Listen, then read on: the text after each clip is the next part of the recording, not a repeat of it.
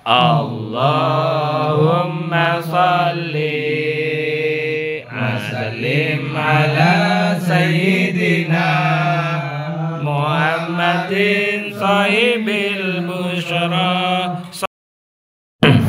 Wassalatu wassalamu ala asyrafil anbiya'i wal mursalin wa ala alihi wa sahbihi ajma'in. Allahumma salli ala sayyidina wa habibina wa syafi'ina Muhammadin sallallahu alaihi wasallam. Rabbi shrah li sadri wa yassir li amri wahlul 'uqdatam min lisani yafqahu qawli, amma ba'du.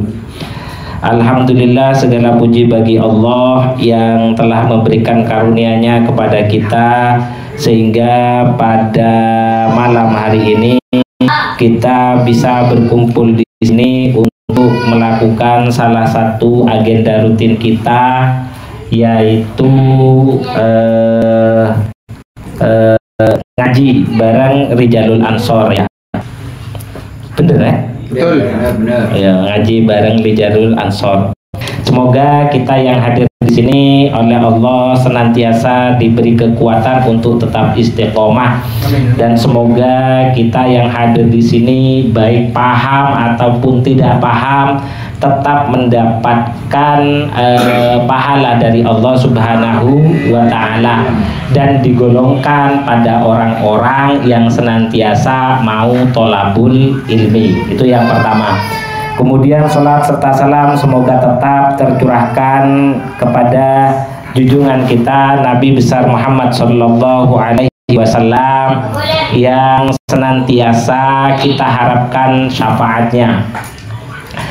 Baiklah, dalam kesempatan kali ini kita akan melanjutkan kajian kitab, yaitu kitab Risalah Ahlus Sunnah wal Jamaah, di mana pada malam hari ini itu adalah membahas tentang tetap masalah bid'ah, ya. Cuman sebelum saya lanjutkan, ini karena memang pembekalan awal, ya, tentang masalah bid'ah. Kemarin kita sudah bahas bid'ah itu mulai dari segi bahasa dan secara istilah, kan gitu. Iku kira-kira karo arek iki dieling-eling apa ora to, Rek? Yakin ya? Yakin. Enggak, soalnya nanti kita pasti akan bersinggungan. Kok sampean kemarin itu kalau tidak salah itu saya sempat melihat anunya Kiai Afifuddin Muhajir. Kiai Afifuddin Muhajir itu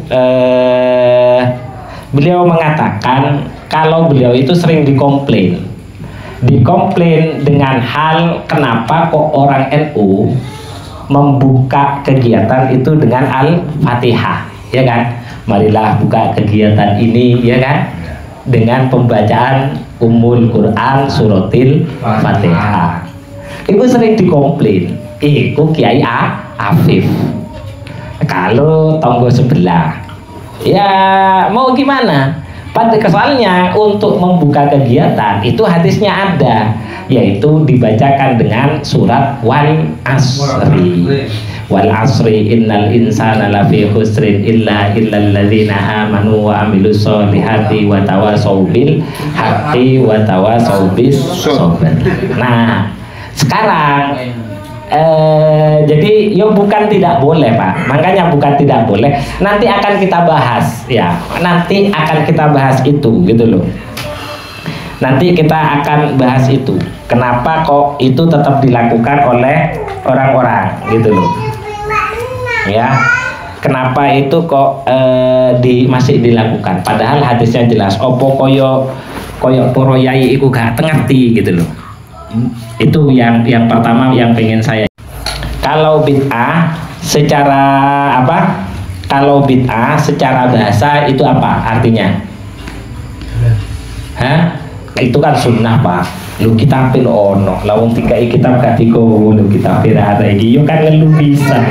Aku kon barengi tapi sing dibarengi antara iyo gak iyo iki. Pekerjaan yang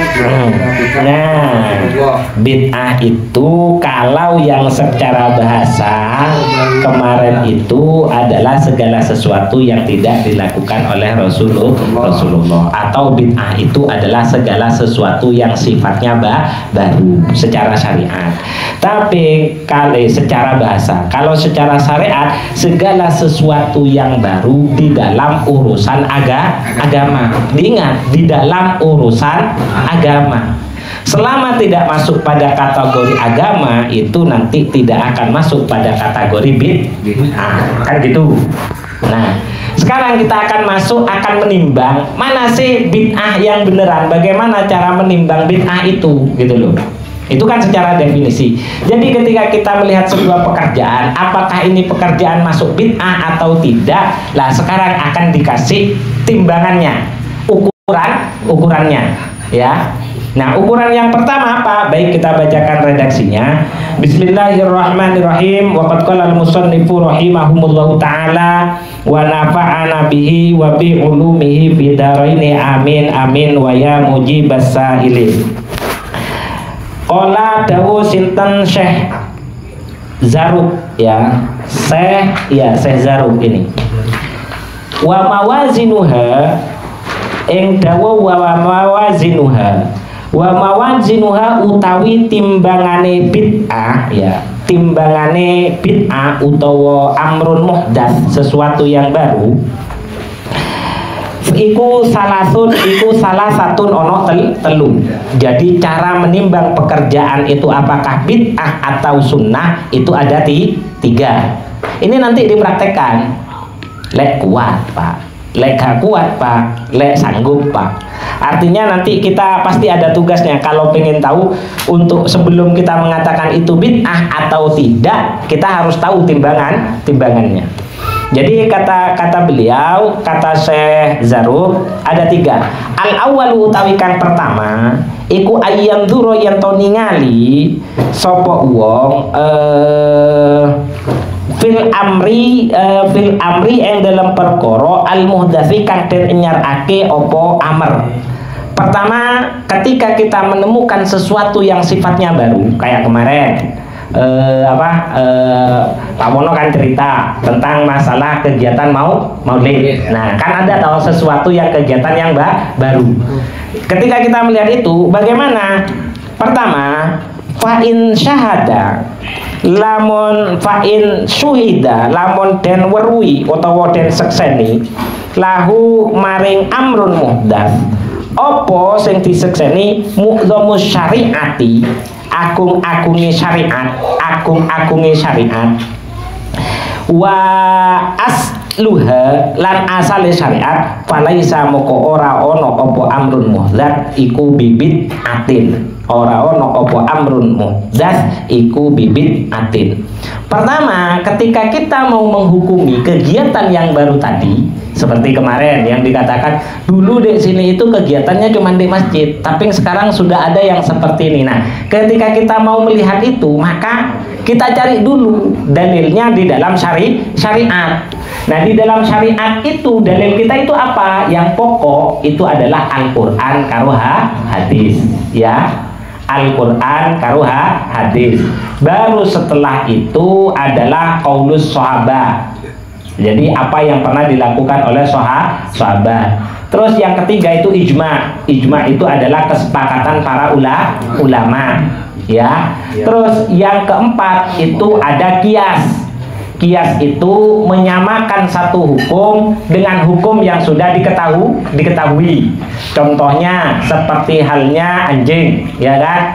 Anjing itu disamakan dengan babi. Yang ada di dalam Al-Quran itu adalah keterangannya tentang anjing, tentang babi. Anjing kan nggak ada, akhirnya disamakan dengan anjing. Nah, itu namanya qiyas.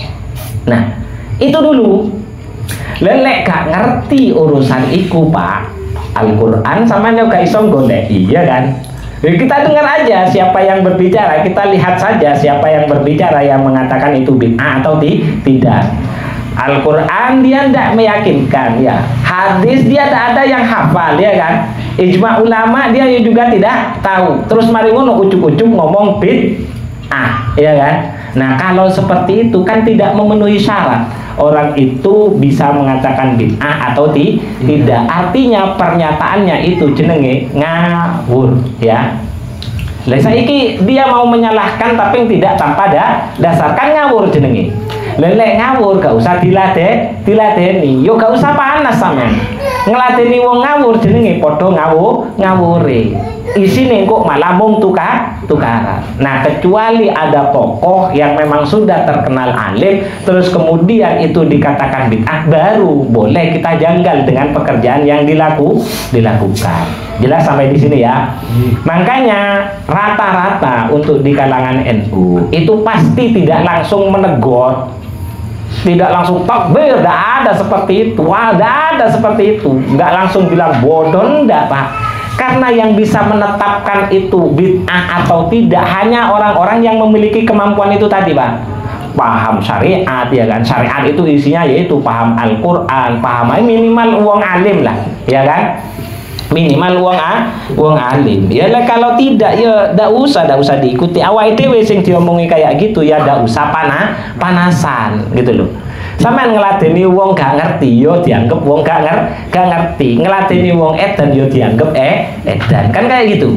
Ya sudah, makanya kita lebih baik ikut para kiai dan para sesepuh kita saja. Itu lebih aman sudah untuk orang yang merasa dirinya itu awam. Jelas ya? Untuk orang yang merasa dirinya itu awam. Wes, itu kalau ketemu syariatnya, ketemu dalilnya, ada penjelasan Al-Qur'annya sama seperti kemarin. Bagaimana hukumnya orang salaman setelahnya sholat? Padahal hadisnya nggak ada, ya kan? Salaman yang setelahnya sholatnya lo ya. Bukan salamannya. Kalau salamannya kan ada hadisnya. Nah, itu namanya ada dalil pokoknya, dalil secara umum.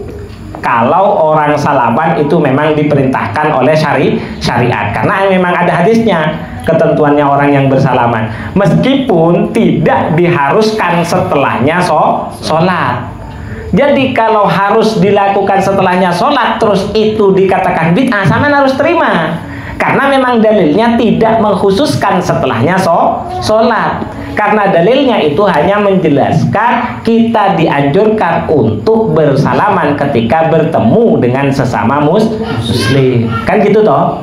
Nah itu tidak bisa dikatakan bid'ah. Nah, kalau orang mengharuskan dan wajib setelahnya lah itu baru dikatakan bid'ah.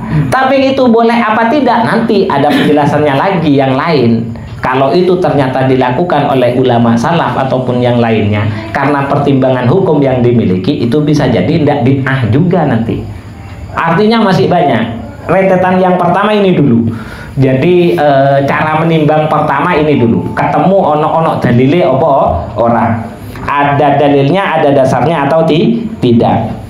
Makanya di sini wa in kana lan lamun ono opo amrun muhdats iku mimma setengah saking perkara ya bakang mampang opo amrun muhdats zalika ing mengkono ma artinya dalil bikulli wajhin kelawan endi-endi dedalan fahuwa moko utawi utawa amrun muhdats iku batilun kang batal wa dhalalun lan kang sasar. Kalau ternyata dicari-cari dalil secara pokok tidak ada, apalagi dalil secara rinci, dan dalil secara umum juga tidak ditemukan. Dari berbagai macam pendapatnya ulama juga tidak ditemukan, ya kan? Nah, baru itu bisa dikatakan sebagai bid'ah yang sesat dan batil, ya, yang sesat dan batil. Tapi selama masih ada para ulama yang mengatakan itu diperbolehkan, itu belum tentu akan masuk pada kategori bid'ah. Ya, untuk mengikuti timbangan yang pertama, untuk mengikuti dasar yang pertama itu mungkin masih bisa dimasukkan pada bid'ah. Lek timbangannya mung siji tok, yang pertama ini saja. Jadi pendapatnya ulama kan di sini kan tidak ada, harus ada dalil di dalam Al-Quran, ijma, qiyas ataupun yang lain. Dan nanti ada timbangan yang kedua, ada pertimbangan yang ketiga, cara menimbang.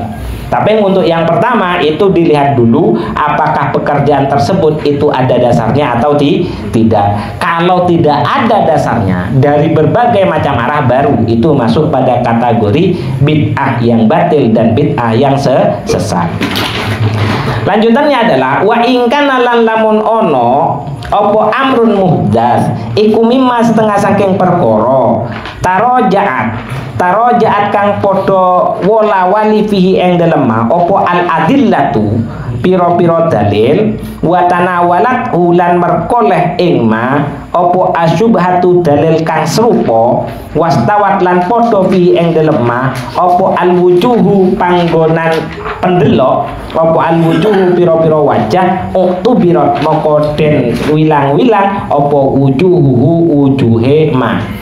Artinya ketika dicari-cari Al-Quran tidak ada, hadis tidak ada, di qaulul ulama itu ada, tapi masih syubhat antara iya dan tidak, ya, antara iya dan tidak, ya sama seperti tadi melakukan salaman setelahnya sholat. Lah itu kan masih tidak jelas. Iki dalile entuk opo ora? Lek salamane entuk. Lek dilakoni marini salat, iki entuk opo ora? Kan belum jelas itu. Karena dalil yang ada itu hanya memerintahkan kita untuk bersalaman.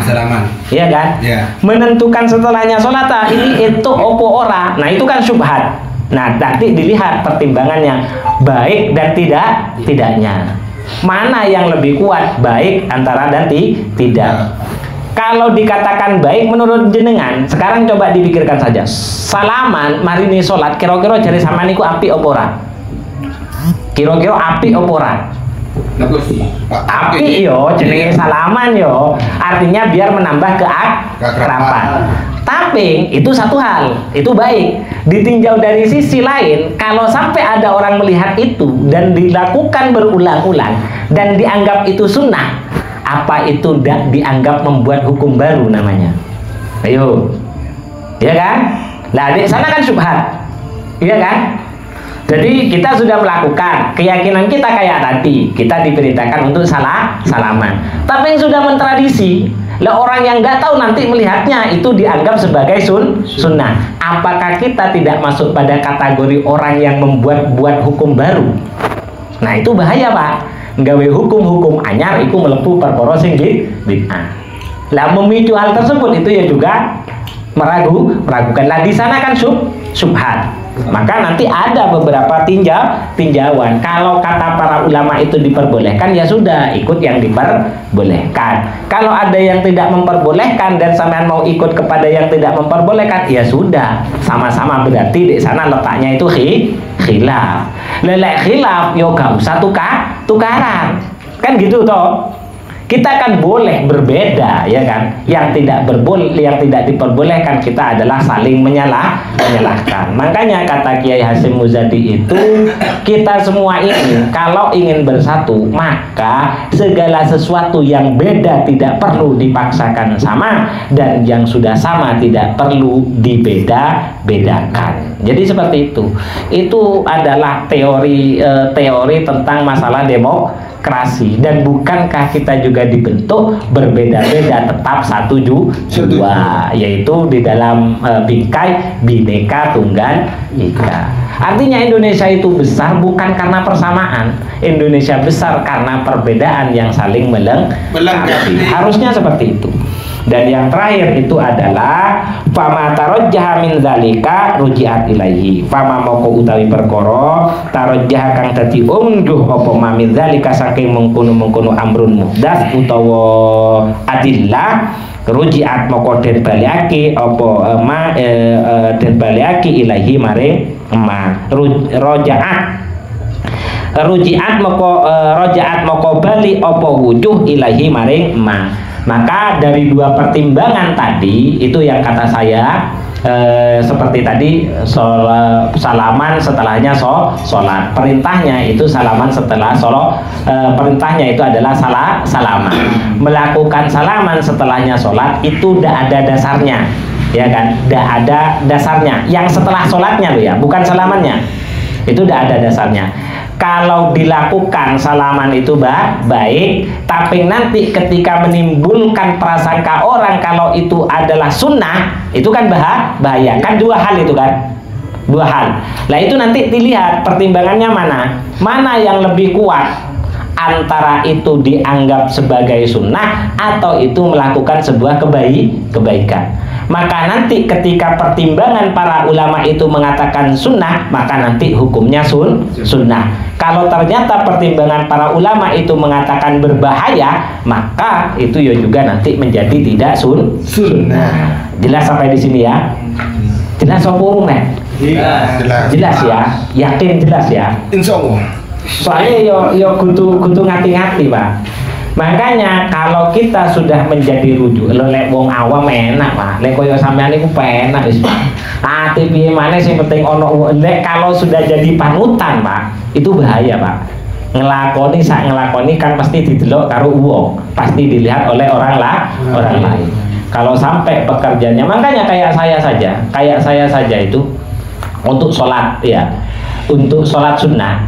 Kadang saya melakukan sholat sunnah tidak pernah berdiri Pak. Kadang itu Pak. Ya itu tadi, biar orang tidak mengira bahwasanya sholat sunnah itu harus berdiri. Karena sholat sunnah itu udah harus berdiri. Kalau sholat wajib harus berdiri. Makanya yo kadang-kadang terang-terangan saya melakukan sholat sunnah itu tidak berdiri Pak. Jadi sama niku coro sholat sampean seger. Iku apian bagusan berdiri atau bagusan tidak berdiri Pak? Berdiri. Iki wong seger Pak. Seger. Berdiri. Wong seger. Mesti ngomong apian berdiri. Tapi saya jelas, kadang-kadang saya juga melakukan sholat sunnah itu seger Pak. Tidak berdiri saya Pak. Ya takut orang mengiranya nanti terimanya uang hukume uang sholat dengan cara berdiri khusus untuk sholat sunnah, nanti itu dianggap sebagai bagian dari rukun sholat. Padahal rukun sholat berdiri itu hanya berlaku pada sholat wajib. Kalau sholat fardu wajib Pak. Kalau tidak bisa harus, kalau masih bisa berdiri sama Pak. Baru kalau tidak bisa tidak harus berdiri. Kalau sunnah enggak Pak. Jadi sunnah sama itu mau ngelakoni karo lungguh ngono yo gak apa-apa Pak. Jelas? Jadi kadang saya itu melakukannya seperti itu. Jadi kadang melakukannya yo melakukan sholat sunnah itu ndak berdiri. Duduk. Sehingga orang yang tahu itu pasti nanya, "Loh Mas Mik, sampean mau sholat opo?" Ya, sholat sunnah. Lo kok gak ngadeg? Lo kan gak wajib. Nah dengan seperti itu akhirnya dia tahu kalau hukumnya sholat sunnah itu ndak wajib berdiri. Yo sing apik yo anjene ngadeg. Gitu, jelas ya? Jelas ya. Jadi ya sama seperti itu tadi. Kan takutnya itu kalau sampai itu dianggap wajib, wah itu payah Pak. Itu payah karena namanya membuat hukum. Itu ya pertimbangan pertama. Saya ulangi, cara menimbang pekerjaan itu bid'ah atau tidak berarti kita harus tahu berbagai macam dalil. Berarti kudu wong sing alim. Lek sampeyan sing durung rumangsa duwe pengetahuan tentang agama yang mumpuni, hadis ya kan, ilmu Al-Qur'an ono tafsir. Gurung sampean ojo melok-melok bid'ah no wong. Itu yang paling pokok yang bisa kita sampaikan dalam pertemuan kali ini. Bisa insyaallah ini besok yang paling banyak ini Pak. Besok itu cara menimbang yang nomor 2. Ya, kalau sekarang kan masih enak, dalil enggak ono. Sekarang besok itu berbicara tentang bagaimana cara melihat beberapa pendapatnya para ulama. Dan kalau berbicara pendapatnya para ulama, berarti kan kita harus banyak baca kitab-kitab yang dikarang oleh para ulama. Sak turunge ngomong bid'ah, ya kan? Oh bid'ah iki, oh entuk ya. Saat orang ngomong kayak gitu, sebelum seperti itu harus dulu Pak harus alim, harus. Makanya pesan saya, kalau kita masih merasa awam, sudahlah, tidak usah ikut-ikutan membid'ah-bid'ahkan orang. Jelas sampai di sini? Karena persyaratannya orang mau membid'ahkan itu harus tahu tentang ilmu syariat. Kalau ndak, yo jenenge yo awake dhewe sing gawe hukum. Lah ketika kita dibid'ahkan oleh orang lain sementara guru kita tetap melakukan itu, ya sudah, kita tidak usah gubris orang lain. Makanya kemarin saya sempat mengatakan seperti sholat Rebu Wekasar. Ya kan, saya tahu Yai Maimun itu juga mengerjakan, saya tidak melaksanakan. Ya karena masih pertimbangan itu. Kenapa kok seperti itu? Soalnya lek ndelok dalil-dalil iku kurang pas, buat saya kurang pas. Tapi artinya lah no Yai Maimun yo gak wani Pak, enggak wani Pak, pol-polan Pak, yo sulat siji yo ilmu nikah nutut yo kan, nomor telu yo ancene, sehingga ndak berani. Ya intinya kalau saya tidak melaksanakan, gitu aja sudah. Ndak berani itu menghukumi itu bid'ah atau ndak berani, kalau saya jelas ndak berani, ya kan. Nah kecuali hal-hal yang memang belum pernah dilakukan, terus kemudian saya menemukan dalilnya ternyata itu tidak masuk pada kategori berani Pak, berani saja. Gitu, jelas ya sampai di sini ya. Itu saja yang bisa saya sampaikan, kurang lebihnya mohon maaf. Nanti kalau ada pertanyaan dipersilahkan, tapi setelah kegiatan ini ditutup. Saya tutup kegiatan kali ini dulu dengan pembacaan suratil Fatihah dan wal asri. Semoga apa yang kita pelajari dijadikan ilmu yang bermanfaat oleh Allah Subhanahu wa Ta'ala. Coro gak paham, mugo-mugo minimal awake dhewe iku waspada gak gampang bid'ahno wong. Ala hadiniyah wa ala kulli niyatin sholihah wa nakhususan li muallif hadzal kitab Asy-Syaikh Hasyim Asy'ari wa nafa'ana bihi wa bi ulumi fid dharain amin wa li jami' masyayikhina wa syaikhi masyayikhina wa li jami' ustadina wa ustadina wa li jamil awliya tis'ah wa li jamil awliya fil Indonesia wa li jamil awliya fid dunya wa nakhususan jam'iyah muassis jam'iyah Nahdlatul Ulama radhiyallahu anhum wa sayyidi sadati sufiyatil muhaqqiqin wal ulama'il amilin wal aimatil mujtahidin anallahu ta'ala yahmina bihim ayatihim wa yumiduna bimadadihim wa yanfa'una bi barakatihim wa anwarihim wa asrarihim wa ulumihim fid dini wad dunya wal akhiratil Fatihah. A'udzu billahi minasyaitonir rajim. Bismillahirrahmanirrahim. Alhamdulillahirrahmanirrahim. Maliki yaumiddin. Iyyaka na'budu wa iyyaka nasta'in. Ihdinas siratal mustaqim, siratal ladzina an'amta 'alaihim ghairil maghdubi 'alaihim waladdallin. Amin. Bismillahirrahmanirrahim. Wal 'asri innal insana lafi khusrin illa alladzina amanu wa 'amilus sholihati wa tawassaw bil haqqi wa tawassaw bis sabr. Alhamdulillah. Kita nak.